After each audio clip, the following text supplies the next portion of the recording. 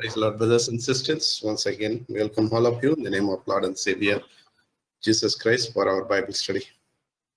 దేవుని నామమునకు స్తోత్రములు. మరొకసారి మిమ్మల్ని అందరినీ యొక్క బైబిల్ పఠనం కొరకై ఆహ్వానిస్తా ఉన్నాం. जय मसीह की प्रिय भाइयों और बहनों, और एक बार आप सभी लोगों को इस बाइबल अध्ययन में आमंत्रित करते हैं. So we'll turn our Bible to Ephesians chapter 3. We'll read verses 17 and 18, sorry.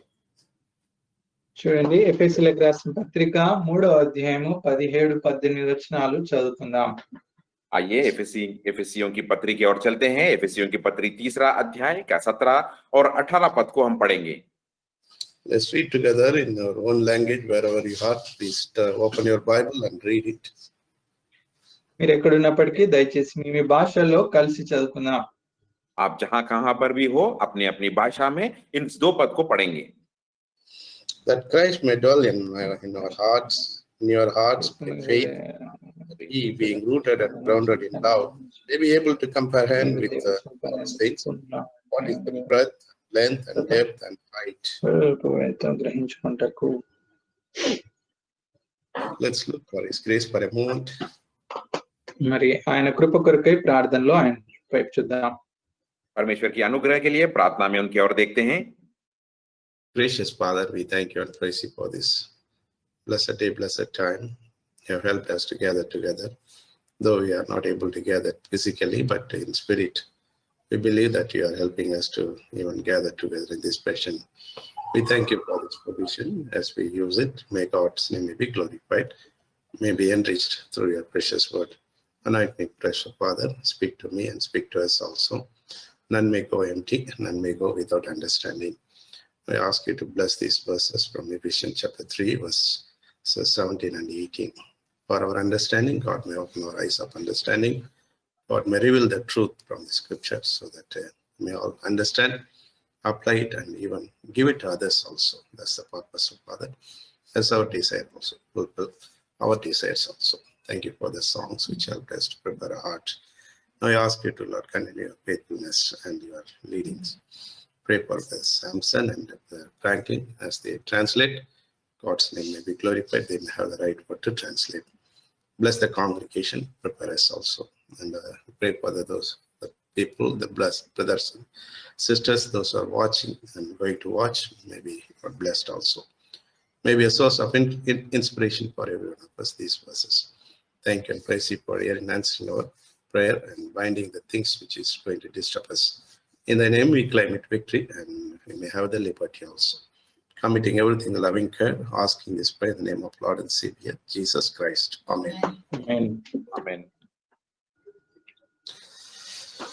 It's been a wonderful journey to read these verses in this passion. I'm really happy to spend some time to prepare these notes, and it's not so easy, of course. మరి ఈ యొక్క భాగాలకు ప్రాముఖ్యంగా ఎఫెసీయులకు రాసిన పత్రిక ఈ భాగాలన్నీ చదివి ధ్యానించుకోవడం ఎంతో మరి ఆనందకరమైనటువంటి ధన్యకరమైనటువంటి విషయం. నాకు కూడా ఇది మరి చదివి ధ్యానించి దీని కొరకు నోట్స్ ప్రిపేర్ చేయడం అంత సులువైంది కాదు. అయినప్పటికీ ప్రభు విషయంలో సహాయం చేస్తా ఉన్నారు. ये बहुत ही अच्छी वाली बात है और सौभाग्य वाली बात है. इन वचनों को हम पढ़ रहे हैं और ध्यान मनन कर रहे हैं. परमेश्वर सहायता कर रहे हैं, और मेरे लिए भी ये बहुत ही अच्छी बात है कहकर मैं कह सकता हूँ कि जब भी मैं इस वचन को पढ़ रहा हूँ और नोट्स बना रहा हूँ, ये इतना आसान नहीं है, लेकिन ये जो भी है इस यात्रा में परमेश्वर हमें सहायता कर रहे हैं. Typically, I start in a Saturday evening sometimes, and I end up Thursday morning. మరి సాధారణంగా శనివారం మధ్యాహ్నం సాయంత్రం నుండి దీని గురించి ధ్యానించడము ప్రారంభించి గురువారం ఉదయకాలం సమయం వరకు ధ్యానిస్తూనే ఉంటాను. और मैं जब इसका नोट्स के बारे में मैं ध्यान मनन शुरू करता हूँ, तो शनिवार के दिन से लेकर और गुरुवार के इस हफ्ते तक इस वचन को मैं ध्यान मनन करते हुए उसका नोट्स बनाते रहता हूँ. Don't take it wrong sense that I spend long time. No, whenever God gives me time, I do that one. And sometimes at one go, God reveals many things. I take notes. Sometimes it doesn't come. So I just close it and pray and leave it in the hands of God. The moment I get up or I search on other things, it speaks different ways. So that's how God has helped me. I'm sure all of you or many of you are really trying to understand. It's not my ability. I leave it in the hands of God, the Spirit to work in you. కాబట్టి దీని కొరకు ఇంత సమయం తీసుకుంటున్నారని మీరు తప్పుగా అర్థం చేసుకోవద్దు. అయితే ప్రభు సహాయం చేసినప్పుడు, ప్రభు మాట్లాడుతూ వచ్చినప్పుడు, లేకుంటే వీటి గురించి నాకు అర్థమైనప్పుడు, ఆలోచన వచ్చినప్పుడు వాటి గురించి నేను మననం చేయడానికి, ధ్యానించడానికి, నోట్స్ తీసుకోవడానికి సిద్ధపడతాను. సమయం లేకుంటే ఒకవేళ మరి ఒక మాట నాకు తోచకపోతే, లేకుంటే ప్రభు మాట్లాడకపోతే ఆ సమయం వదిలేసి ఇంకా ప్రభు చేతిలో పెట్టి నేను మళ్ళీ తర్వాత సమయం కొరకు వేచి ఉంటాను. ఈ రీతిగా ప్రభు యొక్క మరి వర్తమానాలు లేకుంటే నోట్స్ ప్రిపేర్ చేసుకోవడానికి సహాయం చేస్తారు. ఇది నా యొక్క నేర్పరితనం కాదు, కానీ ప్రభు యొక్క సహాయం వల్లనే జరుగుతుంది. इस बात का आप कृपया गलत मतलब मत लीजिए कि मैं पूरा सप्ताह इस वचन को बनाने में बिता रहा हूँ। ऐसा नहीं है। जब भी परमेश्वर अगुवाई देते हैं उस समय के अनुसार मैं ध्यान मनन करता हूँ और जो भी परमेश्वर मुझसे बातें करते हैं उसका मैं नोट्स बना लेता हूँ। और जब भी परमेश्वर कुछ सोच विचार मुझे नहीं देते हैं तो मैं उस दिन बंद करके फिर परमेश्वर के हाथों में छोड़ देता हूँ कि परमेश्वर की अगुवाई के द्वारा फिर दोबारा मैं अपने आप को तैयार कर सकता हूँ, ताकि जो सुन रहे हैं वो सब लोग, सबके लिए ये वचन आशीष भरी हो और भले के लिए काम आए। I'll take 1 or 2 minutes to explain to you, because please don't mind it. And I sometimes spend long hours, long time. I think this much I'm preparing. Is it useful for anyone? Are they going to read it? Are they referring something? Are they edified? Something question came in my mind very recently. Then God told, it's not your business. కాబట్టి నేను కొన్నిసార్లు అనుకునేవాడిని, మరి నేను ఇంత సమయం వెచ్చిస్తా ఉన్నాను, ఇన్ని రెఫరెన్స్లు రాస్తా ఉన్నాను, చెప్తా ఉన్నాం, నిజంగా ఇది ఎవరికైనా ఉపయోగకరంగా ఉంటుందా, ఎవరైనా దీనివల్ల ఆశీర్వాదం పొందుతున్నారా అని ఆలోచన వచ్చింది. అయితే ఈ విషయం ప్రభు నాతో మాట్లాడింది ఏంటంటే, అది నీ యొక్క పని కాదు, అది నీవు దాని గురించి ఆలోచించొద్దని చెప్తూ వచ్చారు. एक दो बातें इसके बारे में मैं आपसे बांटना चाहता हूं कि मैं अपने दिल में ये सोच विचार आया था कि मुझे पिछले हफ्ता कि मैं इतनी मेहनत लेकर इस वचन को ध्यान मनन कर रहा हूं और इस वचन को मैं सुनाने के लिए, बांटने के लिए तैयारी कर रहा हूं। क्या ये दूसरों के लिए उपयोग हो रहा है? क्या ये दूसरों की वचन सहायता कर रहे हैं? क्या ये लोग क्या जो वचन ले रहे हैं, सुन रहे हैं, उसके ध्यान मनन कर रहे हैं क्या? या उसे उनके सोच विचार के अनुसार वो तुलना करके देख रहे हैं क्या? कहकर इस तरह का सोच विचार मुझ में आया था। तुरंत परमेश्वर ने मुझसे बातें की और वो कहा कि ये सोचना तुम्हारा काम नहीं है, ये मुझ पर छोड़ दो, तुम्हारा जो काम है वो उससे आगे बढ़ते रहो, कहकर परमेश्वर मुझे अगुवाई दिए। So trusting on that, we'll start our message. Verse 17, chapter 3, verse 17, that Christ may dwell in our hearts by faith, that ye being rooted and grounded in love. కాబట్టి ఈ యొక్క ఆలోచనతోటి విశ్వాసంతో ముందుకు సాగుదాం. 17వ వచనం చదువుకుందాం. క్రీస్తు మీ హృదయములలో విశ్వాసం ద్వారా నివసించినట్లుగాను మీరు దేవుని సంపూర్ణత యందు పూర్ణులగునట్లుగా ప్రేమ యందు వేరు పారి స్థిరపడి.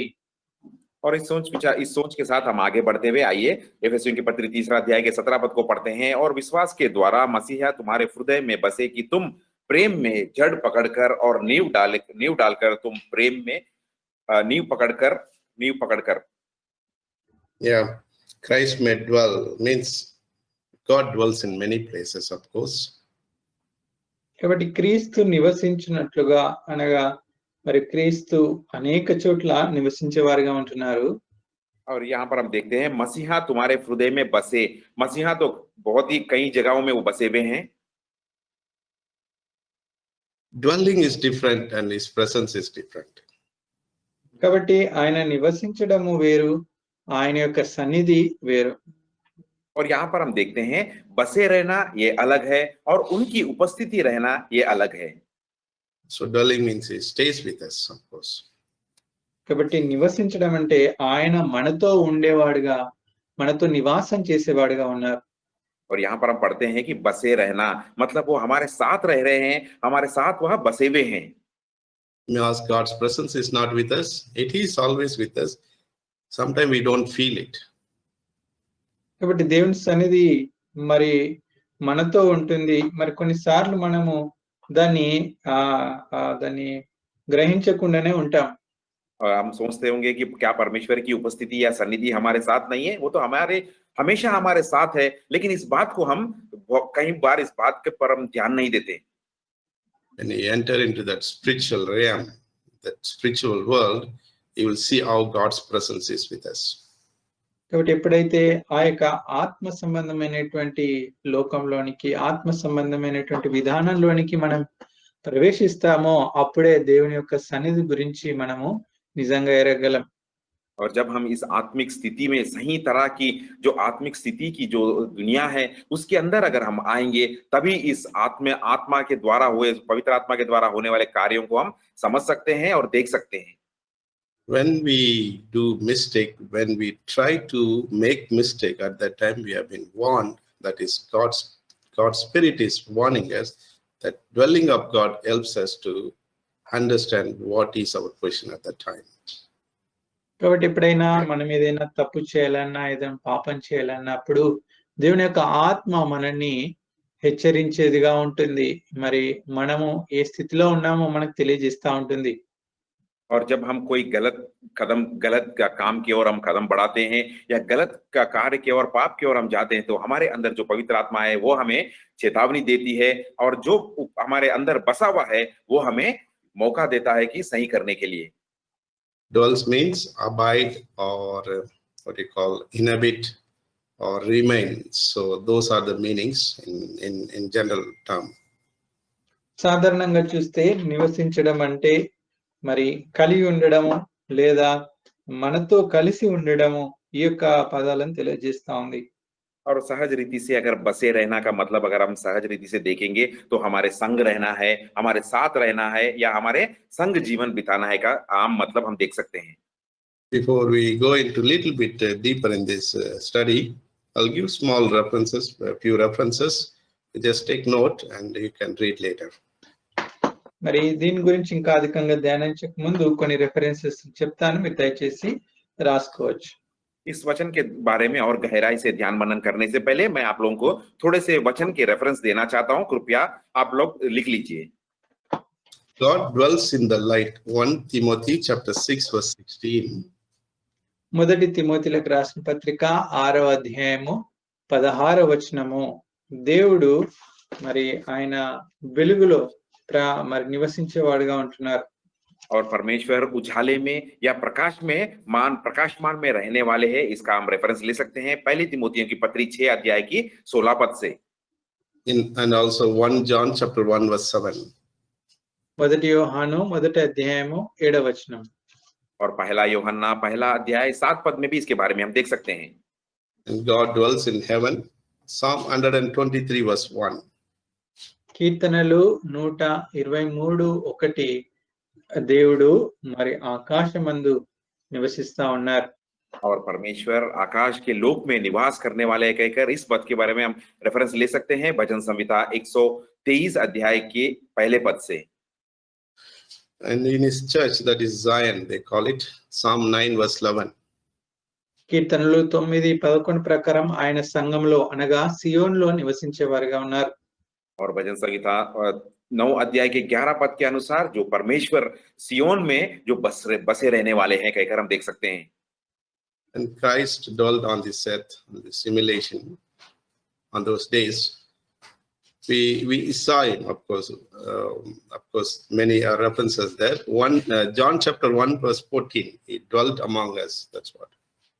కీర్తనలు యోహాను సువార్త 1వ అధ్యాయము 14వ వచనం ప్రకారం యేసుక్రీస్తు ప్రభువారు ఈ లోకంలో మన మధ్యలో మరి ఆయన శరీరధారి అయి నివసిస్తూ వచ్చారు. और यूहन्ना का सुसमाचार पहला अध्याय के 14 पद के अनुसार यहाँ पर हम देखते हैं जो परमेश्वर मसीहा हमारे बीच एक शरीर के धार में वो शरीर को पाकर हमारे बीच में बसे जैसा हम देखते हैं। Here in Ephesians chapter 3 verse 17,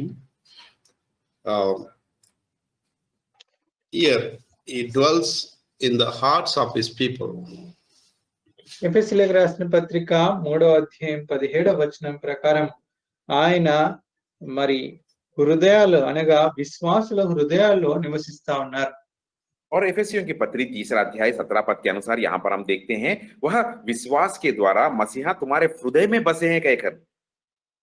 Now, Holy Spirit also dwells, as we said. It also dwells in the believer's life, in the believer's heart, in the midst also. So, as we know that our heart is a temple, means we ourselves needs to be taken care. So, 1 Corinthians chapter 3 verse 16 and 2 Timothy chapter 1 verse 14. మొదటి కొరింథీ 3:16, రెండో కొరింథీ 2 Timothy 1:14. రెండవ Timothy 1వ అధ్యాయము 14వ వచనం ప్రకారము మరి ఈ యొక్క ఆత్మ, పరిశుద్ధాత్మ దేవుడు మనలో నివసించే వారిగా ఉంటున్నారు. और हम देखते हैं तीमुथियुस की पत्री दूसरी तीमुथियुस की पत्री 1 अध्याय 14 पद के अनुसार, कुरिन्थियों की पत्री 3 अध्याय 16 पद के अनुसार हम देखते हैं पवित्र आत्मा भी हमारे बीच बसने वाला है कहकर। You are exhorted to let the word of God dwell in us richly. That is Colossians chapter 3 verse 16 and Psalm 100. Yeah. కొలసి 3:16 ప్రకారము ఆయన మనము మరి గణపరచబడలాగున, మహింపరచబడలాగున ఆయన మనలో నివసిస్తా ఉన్నారు. और हम कोलिसियों की पत्री 3 अध्याय के 16 पद के अनुसार यहाँ पर हम देखते हैं मसीहा के वचन अपने हृदय में अधिकाई से बसने दो और उसे वो सिद्ध ज्ञान के साथ हमारे अंदर बसे रहे कहकर। For that same, you can take Psalm 119 verse 11 also. కీర్తనలో 119:11 కూడా ఈ మాట చూస్తాం.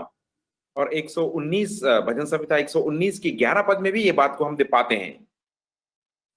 And in Exodus chapter 25 verse 8, the light on the mercy seat, which symbolized divine presence, of course, as I said, God dwells and his presence also there.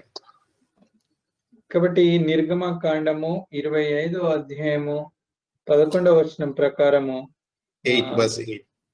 8వ వచనం ప్రకారము ఆయన మరి పరిశుద్ధ స్థలంలో, ఆ యొక్క పరిశుద్ధ స్థలంలో ఆయన నివసిస్తా ఉన్నాడు ఆ కెరూబుల మీద.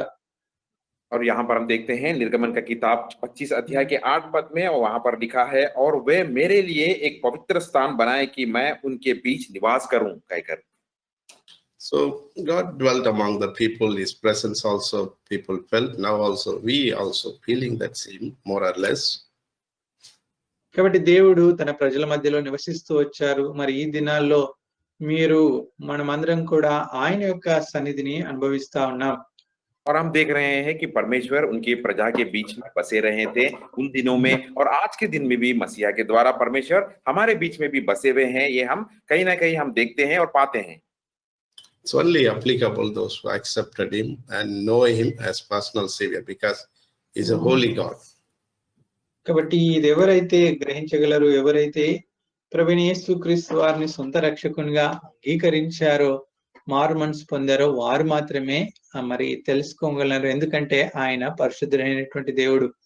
और ये किन लोगों पर लागू होता है कि जो प्रभु यीशु मसीह को हमारे उद्धारकर्ता कहकर ग्रहण किए हैं, उन्हीं लोगों को ये बातें लागू करते हैं, क्योंकि वह पवित्र परमेश्वर है और वो पवित्रता में वो पवित्र लोगों में ही वह बसे रहेंगे।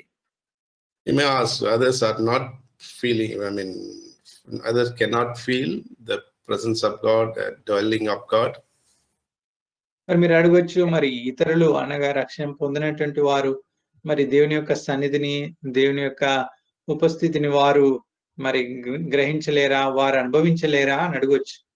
क्या शायद आप इस तरह का सवाल पूछेंगे, क्या परमेश्वर को ग्रहण नहीं किए जो और भी अन्य जाति लोग हैं, उनके बीच में क्या उनकी उपस्थिति नहीं है या उनके बीच में वो बसे नहीं है कहकर? In fact, God is everywhere. God dwells with everyone, but the effectiveness will not be felt. ఇటువంటి దేవుడు సర్వాంతర్యామైనటువంటి వాడు, ఆయన అన్ని చోట్ల నివసించేవాడు. అయితే దాని యొక్క ప్రభావం అనగా ఆయన యొక్క సన్నిధి యొక్క ప్రభావము రక్షింపబడినటువంటి వారికే తెలుస్తుంది. और वो परमेश्वर तो सर्वांतर्यामी है, वो हर जगह उनकी उपस्थिति है, लेकिन उनकी बसे रहना और उनकी उपस्थिति को वह पाना सिर्फ जो लोग उनको जाने हैं, जो उद्धार पाए, वो लोगों के बीच में ही इसका असर काम करता है। So God has many characters. In that, love is one of the important character.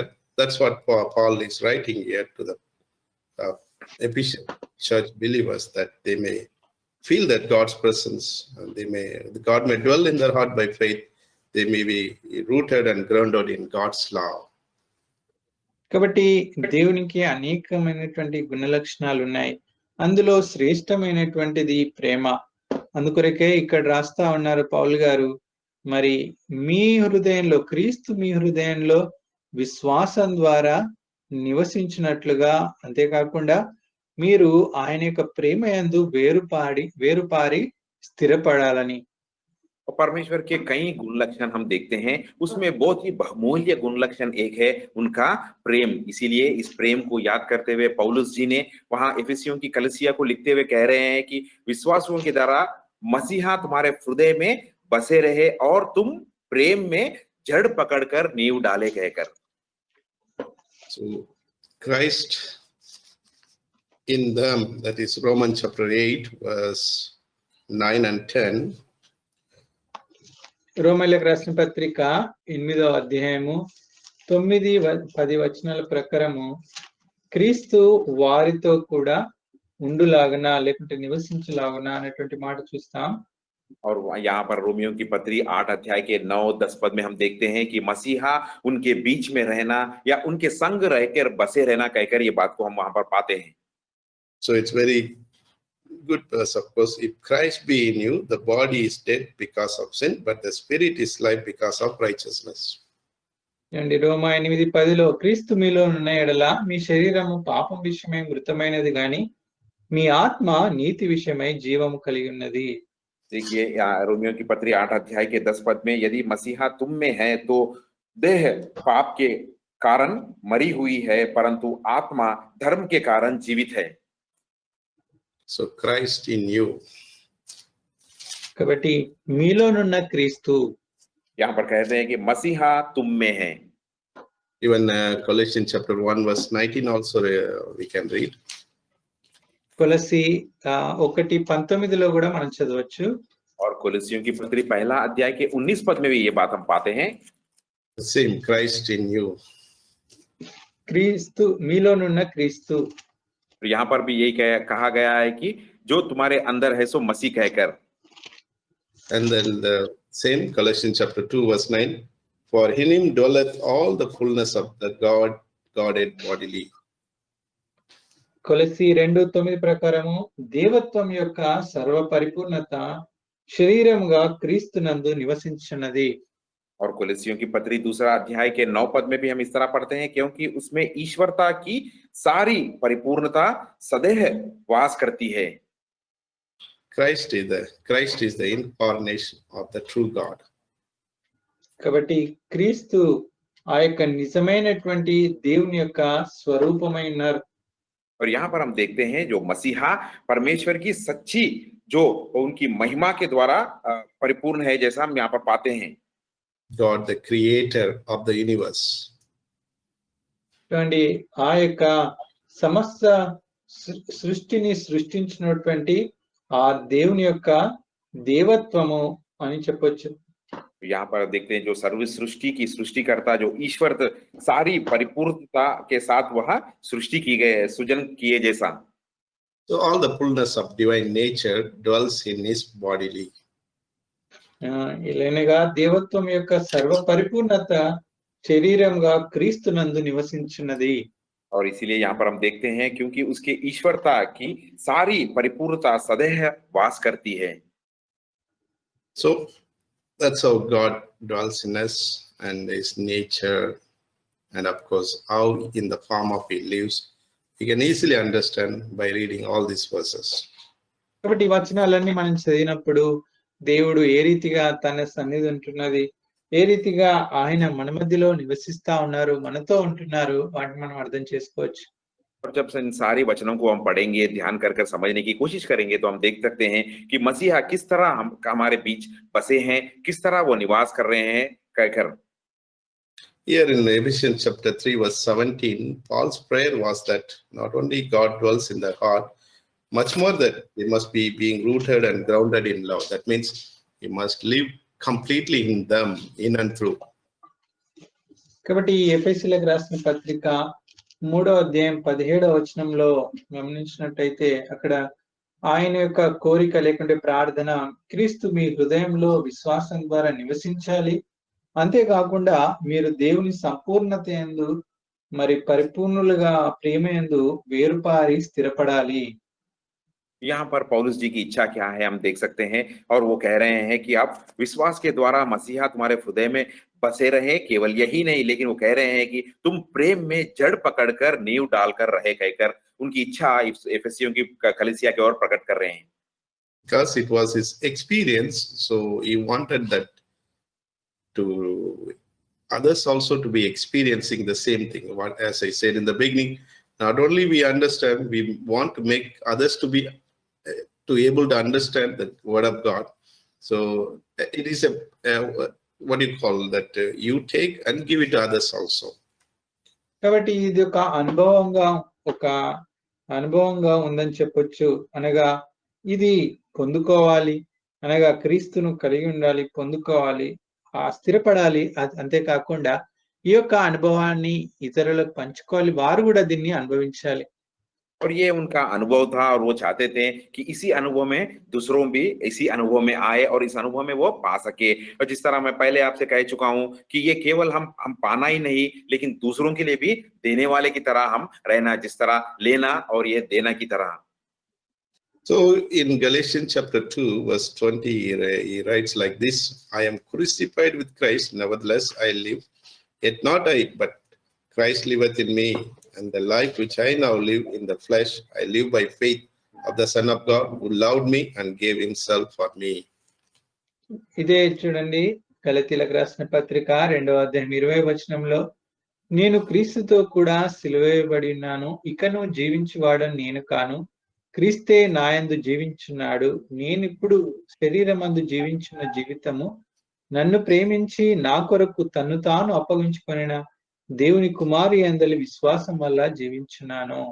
देखिए, गलतियों की पत्री 2 अध्याय के 20 पद में वो कहते हैं कि मैं मसीहा के साथ क्रूस पर चढ़ाया गया हूं, अब मैं जीवित ना रहा पर मसीहा मुझ में जीवित है, और मैं शरीर में अब जो जीवित हूं तो केवल उसके विश्वास से जीवित हूं जो परमेश्वर के पुत्र पर है, जिसने मुझसे प्रेम किया और मेरे लिए अपने आप को दे दिया।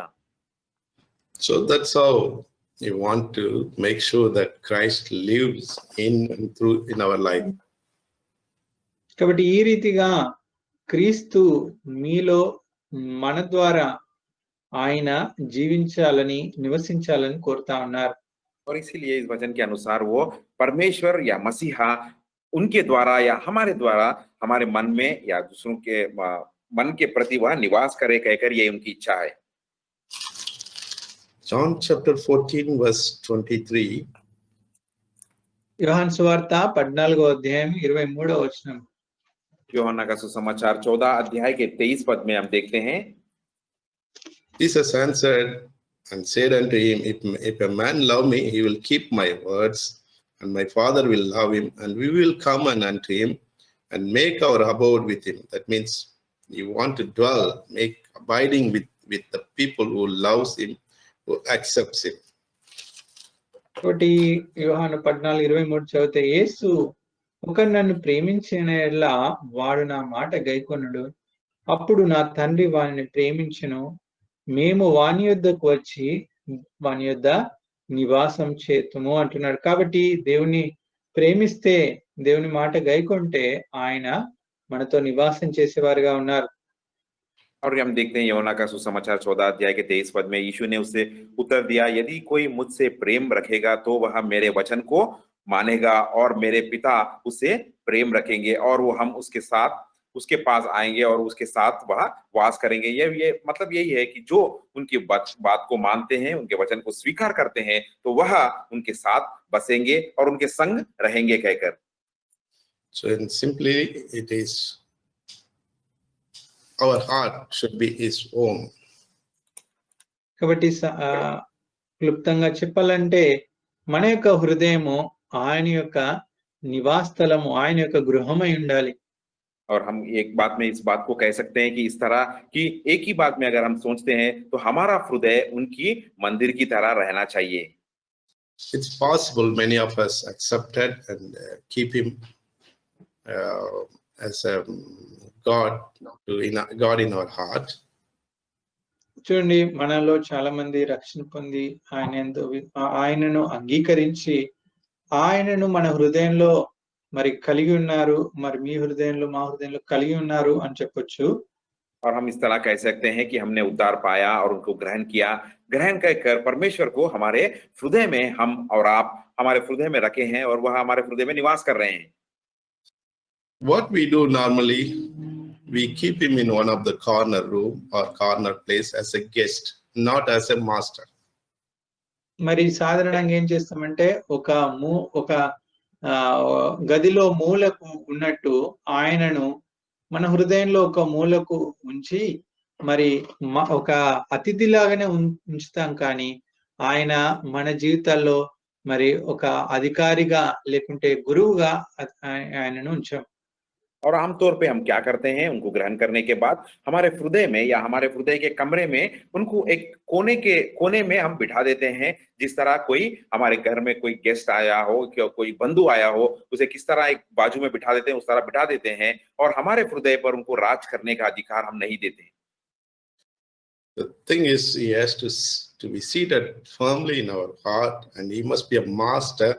He must be controlling everything, whatever we are supposed to abide with him, hand over to him. కాబట్టి మరి ఇక్కడ గమనించాల్సింది ఏంటంటే ఆయన మన హృదయంలో నివసించాలి. అయితే ఆయన మన హృదయాన్ని ఆయన ఆధీనంలో ఉంచుకొని ఆయన అధికారిగా ఉండాలి. ఆయన దాన్ని పరిపాలించేవాడిగా ఉండాలి. और यहाँ पर हम देखते हैं कि वह हमारे हृदय में बसने का मतलब वह पूर्ण अधिकार हमारे हृदय पे होना चाहिए।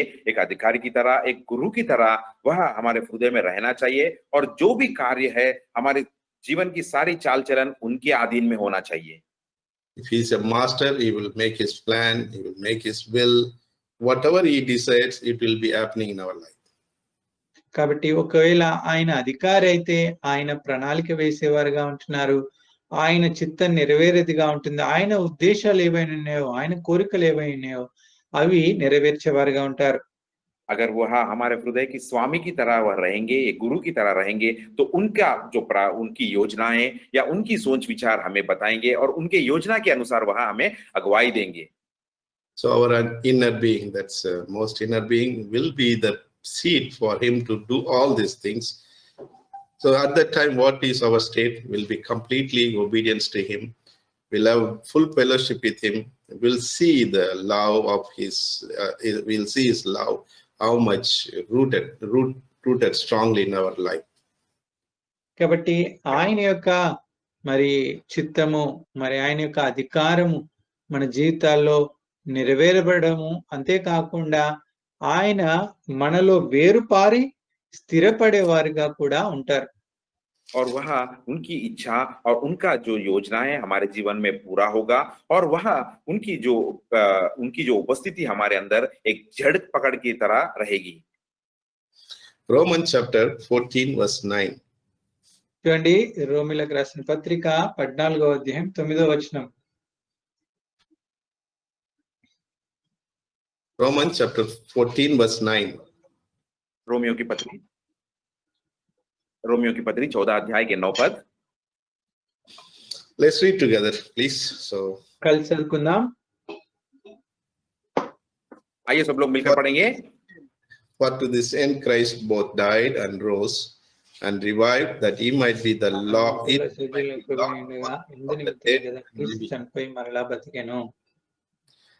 The interesting thing is that he might be Lord both of the dead and living. చూడండి, ఇక్కడ ప్రాముఖ్యమైన విషయము, ఆయన మృతులకును సజీవులకును ప్రభువై ఉండును.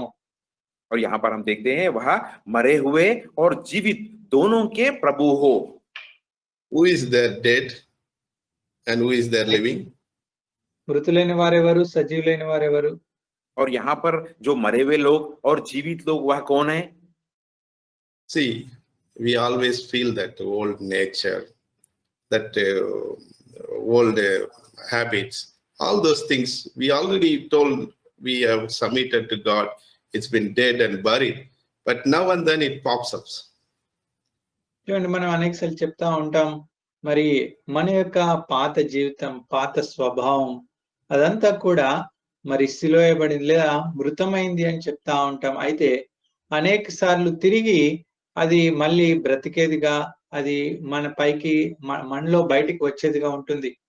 देखिए हम कई बार इस तरह का बयान देते हैं कि मैं अपनी पूरी सारी पुरानी जिंदगी या पुराना जीवन चाल चलन पूरे क्रूस पर डाल दिया और मैं उसके लिए मृत्यु हो गया, लेकिन हम देखते हैं कई बार हमारे जीवन में उस पुरानी बातें कहीं ना कहीं दोबारा जीवित होते हैं और जीवित होकर कहीं ना कहीं दोबारा बाहर आने लगते हैं।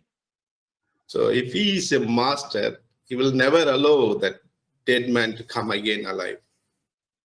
ఒకవేళ ఆయనే మన జీవితాలకి అధికారిగా ఉంటే ఈ యొక్క మరి చనిపోయిన ఎప్పుడు కూడా తిరిగి మళ్ళీ బ్రతకకుండా ఆయన చేస్తారు.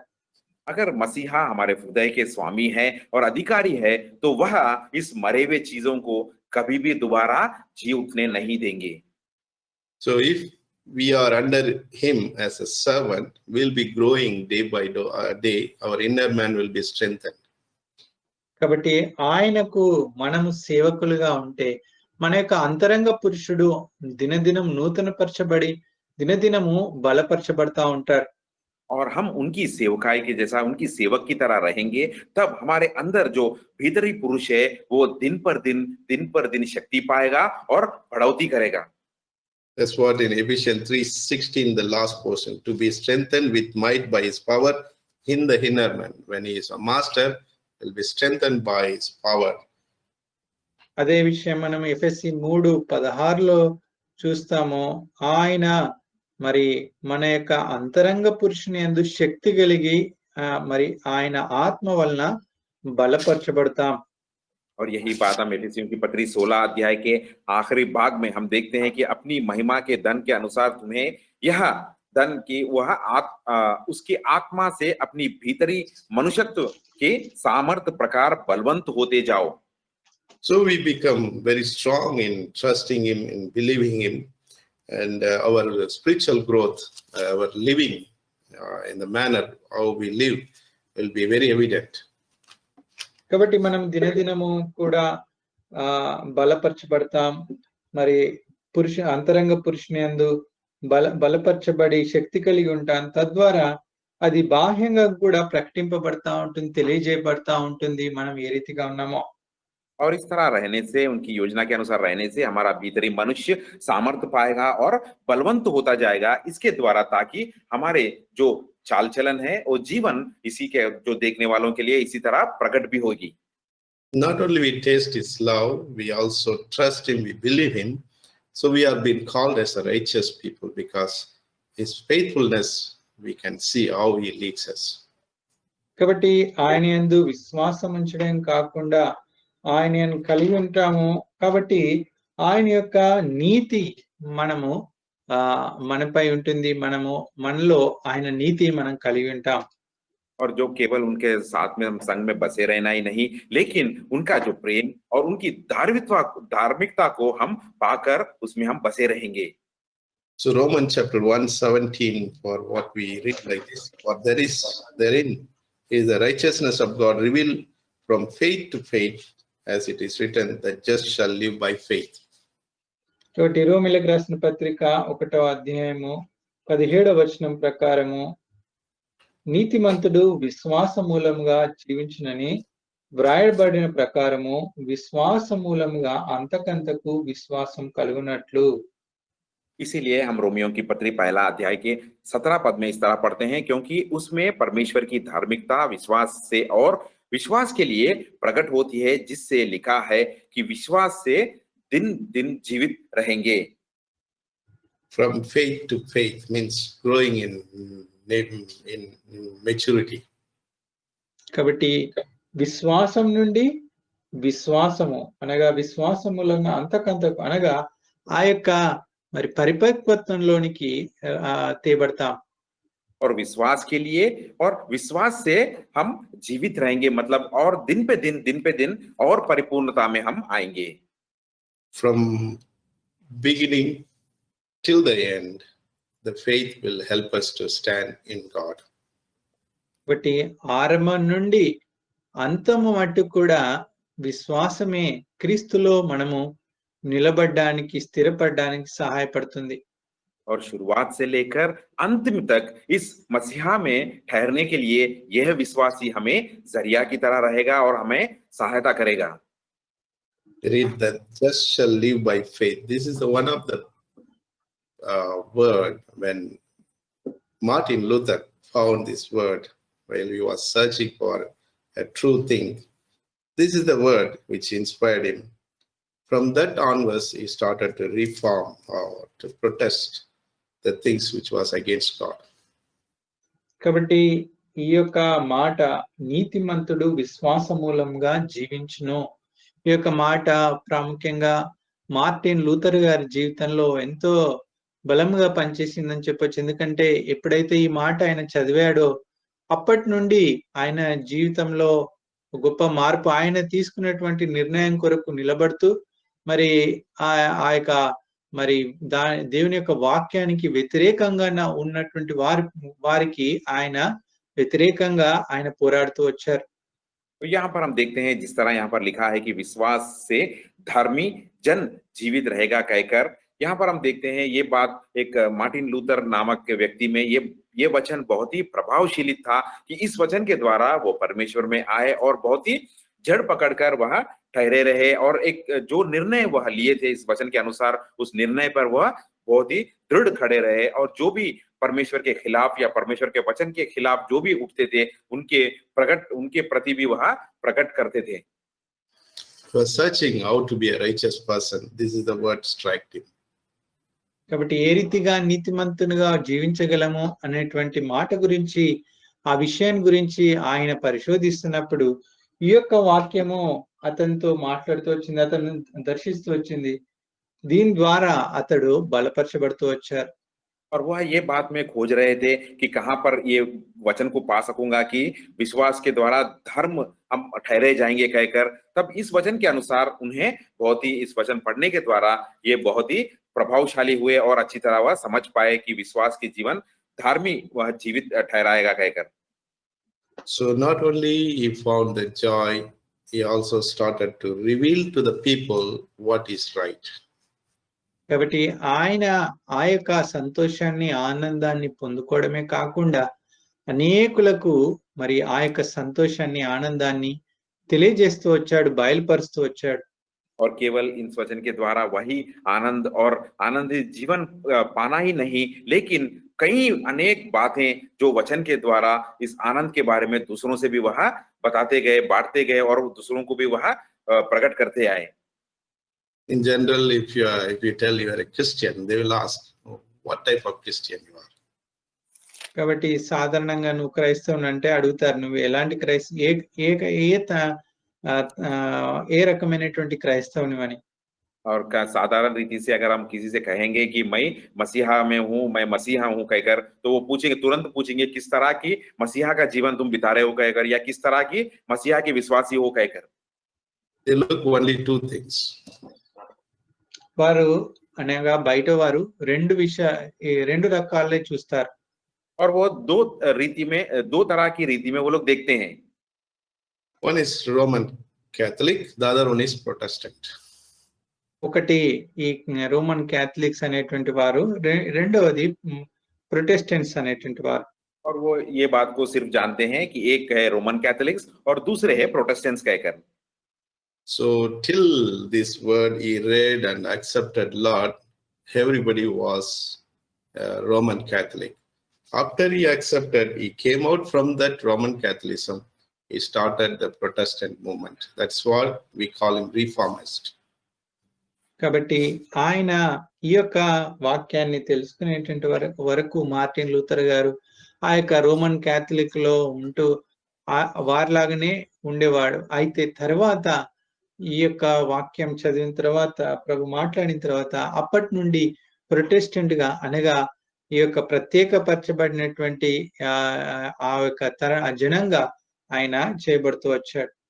और मार्टिन लूथर जी इस वचन को जानने से पहले, पढ़ने से पहले वो भी एक रोमन कैथोलिक की जीवन बिता रहे थे। इस वचन को पढ़ने के बाद, जानने के बाद वह उस रोमन कैथोलिक से बाहर आए और बाहर आकर इसमें कई ज्यादा सच्चाइयों को वह पा सके और दूसरों से बांट सके। Till that time, people used to have some Bible and read, and they used to ask some question, Roman Catholics, but they were unable to answer. So they started to close that Bible, no more for use, personal study. So we will study and tell you whatever you want. But you see today we have a wonderful Bible, and we have something God amazingly worked in the Martin Luther life. Of course, there were a lot of struggle in the early moment, and the history says so much. But we see today we are very joyful, very happy to read the word of God, and God speaks to us directly also. కాబట్టి ఆ దినాల్లో Bible వారికి Catholic వారికి తెలిసినటువంటి ఆ యొక్క మాటలు కొన్ని వారు చెప్పేవాళ్ళు. ఇంకా అధికంగా ప్రశ్నలు అడిగితే వారికి జవాబు లేక ఆ దినాల్లో వారు ఇంకా బైబిల్ ఇది అందరికీ కాదు, ఇది కేవలము మాలాంటి బోధకులకే, మేము దీన్ని చదివి మీకు ఏదైనా ఉంటే దాంట్లో నుండి చెప్తాము అని చెప్పేవారు. చూడండి, ఈ దినం మన చేతుల్లో దేవుని వాక్యం బైబిల్ ఉన్నదంటే మరి ఎంత గొప్ప ధన్యత, ఎంత గొప్ప సంతోషము. మరి ఆ యొక్క మరి దైవజనుడు మార్టిన్ లూథర్ గారు ఇది ఆది దినాలు ఎంతో ప్రయాసపడుతూ వచ్చారు, అనేక శ్రమలంతో వచ్చారు. మరి ఈ దినం దేవుడు మనకు యొక్క వాక్యాన్ని మన చేతిలో ఉంచారు. और उन दिनों में इस रोमन कैथोलिक के जो लोग थे, वहां के जो संदेश देने वाले गुरु लोग थे, वह सिर्फ चंद बातें जानते थे। और जब दूसरे लोग भी बाइबल को पवित्र शास्त्र को पढ़कर कुछ सवालें उनके पास ले आए थे, तो उन सवालों का जवाब उनके पास ना होता था।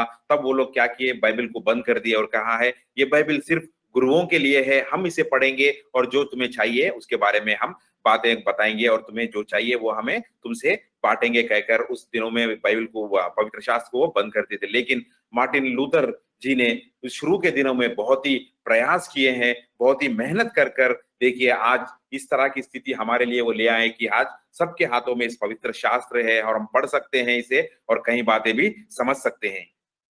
So to know more about the early movement, you can read his biography if you are interested, if you have a copy. I read it in my own language very long time, maybe 15 years back. I don't remember much, but it struck when I started to read this word. కాబట్టి మీరు ఇంకా ఆయన గురించి దీని గురించి తెలుసుకోవాలంటే మరి ఆయన ఆటోబయోగ్రఫీ ఏదైతే ఆయన గురించి జీవిత చరిత్ర గురించి ఉంటుందో ఆ పుస్తకం ఉన్నవారు చదువుకోవచ్చు. నేను 15 సంవత్సరాల క్రితము నా చిన్న వయసులో నేను ఆ యొక్క దినాలు చదువుతూ వచ్చాను. అయితే ఎప్పుడైతే ఈ వాక్యం నేను చదివానో ఆయన జీవితం నాకు గుర్తుకొచ్చింది. और अगर आप उनके बारे में कहीं जानकारी हासिल करना चाहते हो तो उनकी जो जीवन की पुस्तक है वो पढ़िए, आप कहीं ज्यादा आप समझ पाओगे। मैं तो इनके बारे में बहुत ही 15 साल पहले उनके बारे में कुछ शब्दों में पढ़ा था, तो आज मैं जब ये वचन को ध्यान मनन कर रहा था तो ये बातें मेरे दिमाग में आई। So what was Paul's prayer? That they may be rooted and built upon him, and they may be very much stabilized in love, God's love. కాబట్టి పౌలు గారి ప్రార్థన ఇక్కడ ఆయన మరి చేస్తా ఉన్నారు, క్రీస్తు యందు వారు వేరుపారి స్థిరపడాలని, అంతేకాకుండా మరి ఆయన యందు మరి ఆయన ప్రేమ యందు స్థిరపడాలని, ఆయన యొక్క సంపూర్ణత యందు పూర్ణులుగా కావాలని ఆయన ప్రార్థిస్తూ వచ్చారు. यहाँ पर हम देख रहे हैं पौलुस जी की प्रार्थना के बारे में कि वह मसीहा में विश्वास के द्वारा मसीहा उनके हृदय में बसे रहें। और केवल यही नहीं कि उनकी प्रार्थना ये भी थी, उनकी इच्छा ये भी थी कि वो प्रेम में जड़ पकड़कर नींव डाले रहें कहकर। So let's turn to Colossians chapter 2 verse 7. చూడండి, కొలస్సీలకు రాసిన పత్రిక 2వ అధ్యాయం 7వ వచనము. आइए कोलोसियों की पत्री 2 अध्याय के 7 पद की ओर हम चलते हैं। We read, rooted and built up in him and stabilized in the faith as you have been taught, abounding therein with thanksgiving. ఆయన యందు వేరుపారిన వారై ఇంటి వలె కట్టబడుచు మరి మీరు నేర్చుకున్న ప్రకారము విశ్వాసమందు స్థిరపరచబడుతూ కృతజ్ఞతాస్తుతులు చెల్లించుటందు విస్తరించుచు. और यहाँ पर हम 7 पद में इस तरह पढ़ते हैं, और उसी में जड़ पकड़ते और बढ़ते जाओ, और जैसे तुम सिखाए गए वैसे ही विश्वास में दृढ़ होते जाओ, और अधिक से अधिक धन्यवाद करते रहो. So your root in Christ, you are taught abounding there with thanksgiving. So we have to build our, foundation upon Him through faith, not by our works. కాబట్టి ఆయన యందు అనగా క్రీస్తునందు వేరుపారి మరి ఇంటి వలె కట్టబడాలి. కాబట్టి ఇది కట్టబడాలి అంటే విశ్వాసం ద్వారానే కట్టబడుతూ రావాలి, స్థిరపరచబడుతూ రావాలి, కానీ మన క్రియల వలన కాదు. और यहाँ पर हम देखते हैं कि उसी में ही आप जड़ पकड़ते जाओ और बढ़ते जाओ. बढ़ते जाओ मतलब ये हम अपने आप के द्वारा नहीं कर सकते, लेकिन ये बढ़ना सिर्फ विश्वास के द्वारा ही हो सकता है. See, our sins have been forgiven. We receive that forgiveness by faith. We accept it. That's our strong foundation. We should not think others like, if I do something for others, I'll be righteous. Those kind of works should not be in our mind, of course. కాబట్టి మనము దేవుని యందు విశ్వాసం ఉంచాము, క్రీస్తు యందు విశ్వాసం ఉంచాము, ఆయన కృపచేత రక్షింపబడుతూ వచ్చాము. మరి ఇప్పుడు ఆ యొక్క విశ్వాసం ద్వారానే స్థిరపరచబడాలి, వేరు పారినటువంటి వారుగా ఉండాలి. అంతేకాని ఏదైనా మనం క్రియ చేసి దీనివల్ల నేను నీతిమంతునిగా తీర్చబడతాను అని అనుకోకూడదు. हम विश्वास के द्वारा ही उद्धार पाए हैं, विश्वास के द्वारा ही हमने उन्हें ग्रहण किया है, और विश्वास में भी हम बढ़ रहे हैं. यही हमें जड़ पकड़कर इसी दृढ़ता में हमें रहना चाहिए. लेकिन इस तरह का अन्य सोच विचार में हम नहीं रहना चाहिए कि भले काम या अच्छे काम या भले धार्मिक कार्य करने से हम अच्छे माने जाएंगे कहकर. I'm not telling not to do any good works, but that should not be our ground. That should not be our base. Our faith should be upon our Lord Jesus Christ. That should be very strong, and it should be stabilized, means no shaken in that.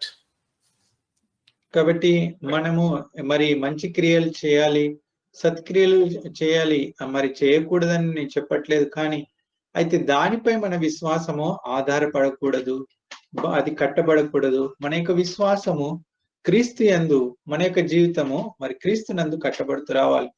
और भले कार्य करना या धार्मिक कार्य करना नहीं करना बल्कि मैं नहीं कह रहा हूं, लेकिन भले काम या धार्मिक कार्यों के हम बढ़ते हुए नहीं रहना चाहिए. जिस पर हमने नींव डालकर हमने जीवन विश्वास के द्वारा हमने इसको पाया है, उसी विश्वास में हम बढ़ते रहना चाहिए. So there should be differences, our faith and our works. The other things, even if I do a lot of bad things, if I do some good things, these bad things will be covered through that good things. That's their kind of understanding, but that is not the Bible teaches. Once our sins are forgiven, we have become as a righteous people, we should build from that faith. కాబట్టి మనము విశ్వాసం ద్వారా ప్రభుని మరి అంగీకరిస్తూ వచ్చాం. మరి విశ్వాసం ద్వారా మన జీవితాన్ని కొనసాగించే వారిగా ఉండాలి, దాంట్లో కట్టబడుతూ ఉండాలి. మరి చాలా మంది ముఖ్యంగా దేవుని యొక్క వాక్యాన్ని తెలియనటువంటి వారు, మరి నేను కొన్ని మంచి క్రియలు చేశాను, నేను కొన్ని చెడ్డ క్రియలు చేశాను, ఈ చెడ్డ క్రియల వలన ఈ మంచి క్రియల వలన ఈ చెడ్డ క్రియలు నేను కప్పివేసుకోవచ్చు అనేటువంటి ఆలోచన ఉంటుంది. అది దేవుని వాక్యానుసారమైనటువంటిది కాదు. మనం కేవలం విశ్వాసం ద్వారానే ప్రభులో మనము కట్టబడగలం. और विश्वास के द्वारा ही हमने उद्धार पाया है, और विश्वास के द्वारा ही हमें बढ़ते रहना चाहिए. विश्वास में ही हम जड़ पकड़कर दृढ़ से रहना चाहिए. कई लोग इस तरह सोचते हैं कि उद्धार पाने के बाद भी इस तरह सोच विचार में रहते हैं कि मैंने तो बुरे काम भी किए हैं और अच्छे काम भी किए हैं, और जो मैंने अच्छे काम किए हैं उस अच्छे कामों के द्वारा जो मैंने बुरे कार्य किए हैं वह मिटाया जाएगा. यह गलत सोच विचार है. इसके ऊपर हमें बढ़ना नहीं चाहिए. हमने विश्वास के द्वारा उद्धार पाए हैं, तो विश्वास में भी हमारी बढ़ोतरी रहना चाहिए, और उसी विश्वास में हम जड़ पकड़कर रहना चाहिए. So whatever faith God has imparted on us, that should be the basis of foundation to build our faith upon Him. కాబట్టి విశ్వాసం ఏదైతే దేవుని యందు మనం విశ్వాసం ఉంచుతున్నామో, ఏదైతే దేవుడు మన హృదయాల్లో ఆయన యందు విశ్వాసం పెడుతూ వచ్చాడు. దానిపై ఆ యొక్క పునాదిపై విశ్వాసం అనేటువంటి పునాదిపై మనము మరి మన యొక్క జీవితాన్ని ఆత్మీయ జీవితాన్ని కడుతూ రావాలి. और जो परमेश्वर ने विश्वास जो परमेश्वर हमने रखा है उनके द्वारा जो हमने विश्वास पाया है उस विश्वास पर ही हमारी बढ़ोतरी या हमारी बढ़ोतरी की नींव उस पर ही डालना चाहिए और उस पर से ही हमारा जीवन को हम बढ़ाते आगे चलना चाहिए. So in Ephesians 3:17 we read that he being rooted and grounded in love. Love is one of the most important character. కాబట్టి ఎఫెసీ 3:17 ప్రకారము మరి మనము ఆయన యొక్క మరి ప్రేమ యందు వేరుపారి స్థిరపడాలి. और हमने यही पढ़ते हुए आए कि एफेसियों की पत्री 3 अध्याय की 17 पद में तुम प्रेम में जड़ पकड़कर और नींव डाले रहो. That this love is so important. The more you love, the more time you'll spend with him, and you'll see that the love of Christ, how much it helps you to draw closer to him, even to simply believe him, simply trust him, because you know that love of God is so vast in the believer's life. కాబట్టి ప్రేమ యందు వేరుపారి స్థిరపడాలి. ఈ యొక్క ప్రేమ గురించి ఆలోచిస్తే ఎంతో గొప్పది. నిజంగా ఆయనను ప్రేమించినట్టయితే ఆయనతో మనం సమయం గడుపుతాం. ఆయన యొక్క మరి ఆయన యొక్క సన్నిధిని కోరుకుంటాం. అనేక విషయాలు ఆయన గురించి తెలుసుకోవడానికి కూడా మనము ప్రయత్నిస్తాం. और देखिए यहाँ पर जिस तरह कहा गया है कि तुम प्रेम में जड़ पकड़ कर रहो, अगर सचमुच हम इस प्रेम के द्वारा उनमें अगर हम जड़ पकड़ कर रहेंगे तो कई सारी बातें हम उनमें सीख पाएंगे और इस प्रेम के द्वारा ही उनके संग रहकर हम उनके संग बसे रह सकते हैं. John chapter 14 verse 24. యోహాను సువార్త 14వ అధ్యాయం 24వ వచనం. यूहन्ना का सुसमाचार 14 अध्याय के 24 पद में हम इस तरह देखते हैं. He that loveth me not keepeth not my saying. The word which ye hear is not mine, but the Father is which sent me. నన్ను ప్రేమించిన వాడు నా మాటలు గైకొనడు. నన్ను ప్రేమింపని వాడు నా మాటలు గైకొనడు. మీరు వినుచున్న మాట నా మాట కాదు, నన్ను పంపిన తండ్రిదే. यहाँ पर हम इस तरह देखते हैं, जो मुझसे प्रेम नहीं रखता वह मेरे वचन नहीं मानता, और जो वचन तुम सुनते हो वह मेरी नहीं वरन पिता का है जिसने मुझे भेजा. So this is one of the greatest promise or the word in the Bible, that we should love, and whatever he says we should hear, so that we know that Jesus came here, Father sent him here, and he has given the salvation to us. కాబట్టి ఇది చాలా ప్రాముఖ్యమైనటువంటి విషయము. మరి మనము ఆయనను ప్రేమించాలి, ఆయన మాటలు మనము గైకొనాలి. అంతేకాకుండా ఆయన యొక్క తండ్రి మరి ఆయన పంపించారు అనేటువంటి ఈ యొక్క మాటలను కూడా మనం గ్రహించేవారిగా ఉండాలి. और ये बहुत ही प्रामुख्य बात है कि यहाँ पर जो उनके वचन को मानना या उनकी बातों को सुनना, और ये बात पे भी हम पूरी तरह विश्वास रखना चाहिए कि मानना चाहिए कि पिता ही उन्हें इस धरती पर भेजा कहकर. So if you are in this word, we can understand how much you love, how much you try to hear his voice or his words. కాబట్టి ఈ యొక్క మాట నుండి మీరు అర్థం చేసుకోవచ్చు ఎంతగా దేవుని యొక్క మాటను మీరు గైకుంటా ఉన్నారు, ఎంతగా ప్రేమిస్తా ఉన్నారు. और इस बात के द्वारा आप अपने आप को आप जांच कर देख सकते हैं कि कितनी आप उनकी बात को सुन रहे हैं और कितनी उनकी बात को आप मान रहे हैं कहकर. Let's turn to 1 Corinthians chapter 13 verse 13. చూడండి, 1 కొరింథీయులకు రాసిన పత్రిక 13వ అధ్యాయం 13వ వచనం.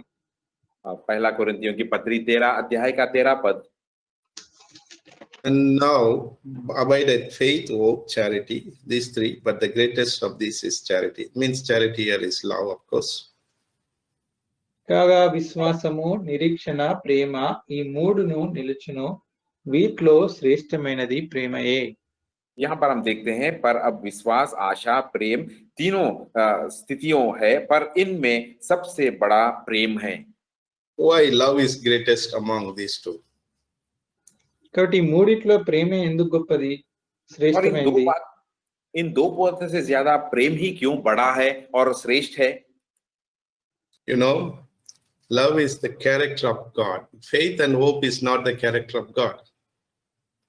చూడండి, ప్రేమ అనేది దేవుని యొక్క లక్షణము. మరి నిరీక్షణ, ఈ యొక్క విశ్వాసము ఆయన లక్షణం కాదు. और यहाँ पर हम देखते हैं परमेश्वर का जो गुण लक्षण है वह प्रेम है। ये बाकी दो बातें, अब विश्वास और आशा, ये उनके गुण लक्षण नहीं है। He doesn't need any faith. He doesn't need to hope for anything. He is a God. ఆయన దేని యందు విశ్వాసం ఉంచిన అవసరం లేదు, దేని గురించి నిరీక్షణ ఉంచిన అవసరం లేదు, ఎందుకంటే ఆయన దేవుడై ఉన్నాడు. क्योंकि वह किसी चीज पर विश्वास रखने की उन्हें आवश्यकता नहीं है और किसी चीज के लिए आशा रखना भी उनके लिए आवश्यकता नहीं है, क्योंकि वो सर्वांतरामी है, वो प्रभु है। All three things we need: faith and hope and love. అయితే ఈ మూడు విషయాలు మనకు కావాలి: విశ్వాసము, నిరీక్షణ, ప్రేమ. लेकिन ये तीन बातें हमें बहुत आवश्यकता है और हमें चाहिए, और वह है विश्वास, आशा और प्रेम। Until we see him, we will have faith. Once we see faith face to face, we don't need to have faith. కాబట్టి ఆయనను చూచేంత మట్టుకు మనకు విశ్వాసం కావాలి. ఆయన చూచిన తర్వాత ఇంకా విశ్వాసం అవసరం లేదు. और जब तक हम उन्हें नहीं देख पाते हैं तब तक इस विश्वास की आवश्यकता हमें बहुत ही है, और जब हम उनको अपने सामने आमने सामने देखते हैं तो तब इस विश्वास की आवश्यकता हमें नहीं है। That is there, he is going to come. That is, faith is there. It means we believe that he is there, he is going to come. We are hoping. Once Christ comes, that hope also don't need, because we see him and we are going to be with him. కాబట్టి ఆయన ఉన్నాడు అనేటువంటిది విశ్వాసము, ఆయన రాబోతా ఉన్నాడు, ఆయనతో మనం ఉండబోతా ఉన్నాం అనేది నిరీక్షణ. ఎప్పుడైతే ఆయన వస్తారో, ఆయనతో మనం ఉంటామో, ఇంకా విశ్వాసము, ఇక నిరీక్షణ అనేటివి ఉండవు. वो परमेश्वर है, ये हमारा विश्वास है, और हमारी आशा ये है कि वह आएंगे और उनके साथ हम बसे रहेंगे, ये हमारी आशा है। और जब हम उनसे मुलाकात करेंगे या उनके आमने सामने हो जाएंगे, तब इस आशा की हमें भी आवश्यकता नहीं है। So the faith and hope will end in this world, but the love will continue eternity to eternity, because we will be with him, we'll love him and he will love us, and that's the practice it's going to be. కాబట్టి ఈ యొక్క విశ్వాసము, నిరీక్షణ, మరి ఈ యొక్క ఈ లోకంలోనే మరి అవి ముగింపబడతా ఉన్నాయి.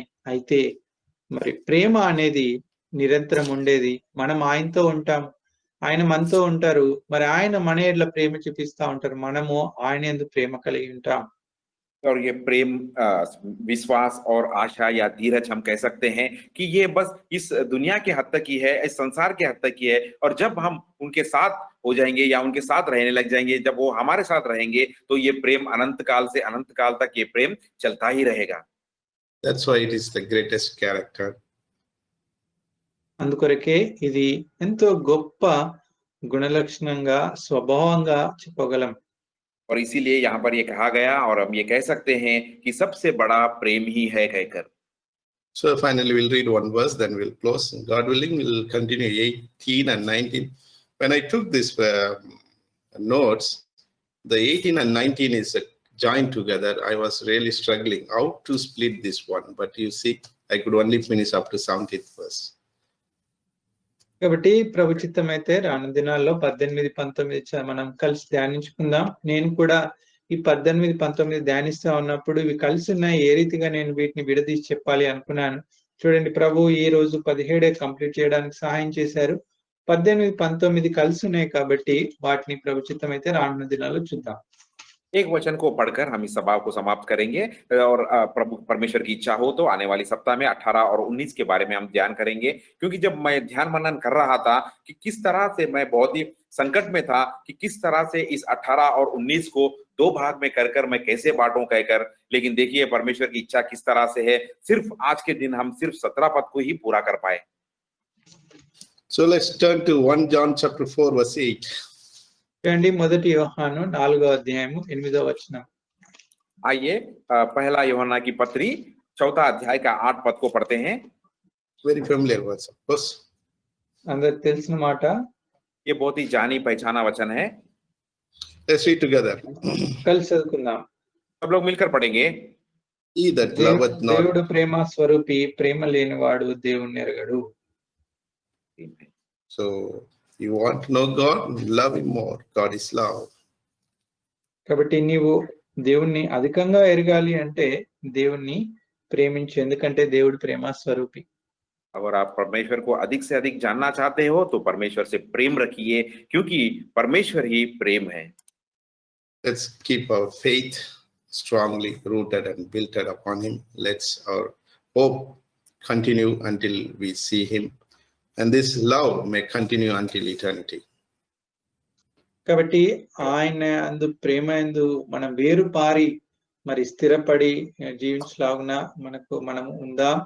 అంతేకాకుండా ఆయన యొక్క రాకడ వరకు, ఆయనను మనం ఎదుర్కొనే వరకు ఆ యొక్క నిరీక్షణ కలిగి ఉందాం.